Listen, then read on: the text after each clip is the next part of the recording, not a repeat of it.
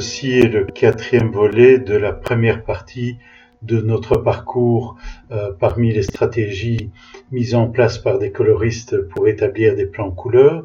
Et donc, on est toujours avec Jean-Philippe et Dominique Lanclos. On a vu leur approche contextuelle, même contextualiste, et ici, au travers d'un exemple, donc le plan couleur de Saint-Germain-en-Laye en France, on va voir l'application justement de cela. Donc on retrouve, comme expliqué précédemment, la recherche des couleurs au travers des enduits, des briques, des matériaux, et ainsi de suite. Donc ça vous est connu maintenant par les vidéos précédentes. Vous voyez la manière dont on constitue l'ensemble. Pour rappel, les échantillons sont des éléments qui tombent des façades. On ne démolit pas ou détruit pas un bâtiment pour en fait en extraire des échantillons. Je profite de l'occasion de la photo du haut qui ne doit pas en être, mais néanmoins, de vous faire une petite note d'attention sur le fait que pour des peintures plus anciennes, on peut se retrouver face à des peintures au plomb, c'est surtout en intérieur, mais néanmoins, qui sont tout de même extrêmement nocives, et donc faites tout de même attention dans ce genre de choses. Donc on va réaliser un étalonnage en fait de cet ensemble d'éléments qu'on a constitués. Donc il va constituer lui-même une palette, et sur base de cette palette, en fait, donc toujours avec la même procédure qui a été exposée dans les vidéos précédentes sur les Lanclos, eh bien, donc ça va leur permettre de constituer une palette qui va être le plus proche de la situation existante, ou à peu près, en tout cas, d'être très contextualiste. Ceci dit, situation existante en un instant T, et donc pas en remontant dans le temps comme on pourrait le faire, mais ce n'est pas l'objet ici. Donc voilà, et donc sur base de cela, il y a cette vue-ci de la planche. Alors elle est un petit peu petite, moi je ne la connais pas en très grand néanmoins, qui est en fait voilà, les guidelines, voire même plus d'ailleurs, donc les instructions pour réaliser le plan couleur de Saint-Germain-en-Laye. Alors, si on regarde de plus près cette planche, donc on a en haut à gauche une illustration qui vous est maintenant bien connue, qui explique donc l'impact des éléments secondaires sur les façades et ainsi de suite, les textes explicatifs.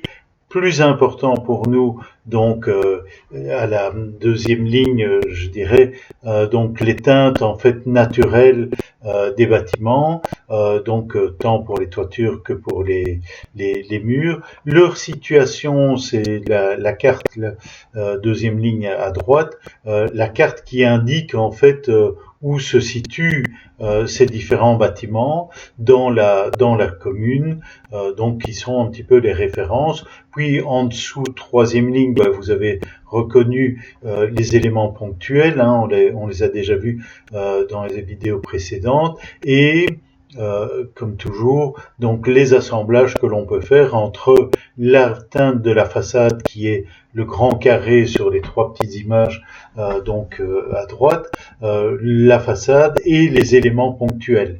D'accord. Donc voilà, et puis en dessous, finalement, vous avez les différentes possibilités d'assemblage des couleurs, et pour terminer, quatrième ligne, en fait, les assemblages dans des cas particuliers ou généraux, et avec la localisation dans la commune.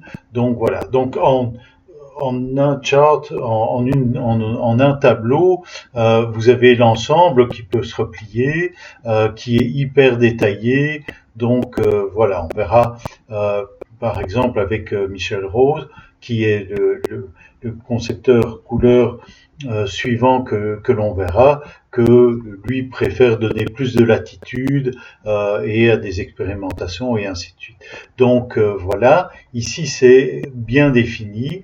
Et alors je vous suggère de regarder ces deux images ici et d'essayer d'imaginer laquelle est antérieure donc au plan couleur et laquelle est postérieure au plan couleur.